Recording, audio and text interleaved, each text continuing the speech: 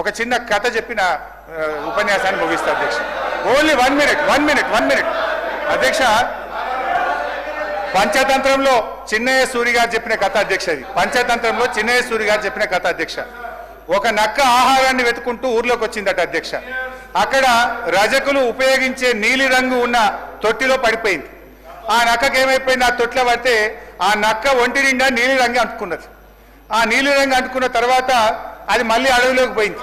ఇదేదో కొత్త జంతువు అనుకొని అడవిలో ఉన్న జంతువులన్నీ భయపడ్డాయట అధ్యక్ష. ఈ నక్క కూడా ఇదేదో బాగుంది, అందరు నాకు భయపడుతుందని నేను దేవుడు పంపిన దూతను ఈ రోజు నుంచి నేనే మీకు రాజును అని ఆ నక్క అన్నదట అధ్యక్ష.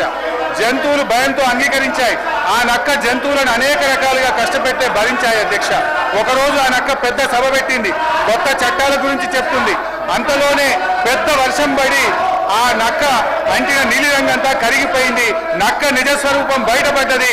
మాయ మాటలతో మారువేషాలతో పెట్టే భ్రమలు ఎక్కువ కాలంలో నిలవదు అన్నది ఆ యొక్క నీతి సూత్రం అధ్యక్ష. వీళ్ళ మాయ మాటలు కూడా ఎక్కువ కాలం నిలవవు.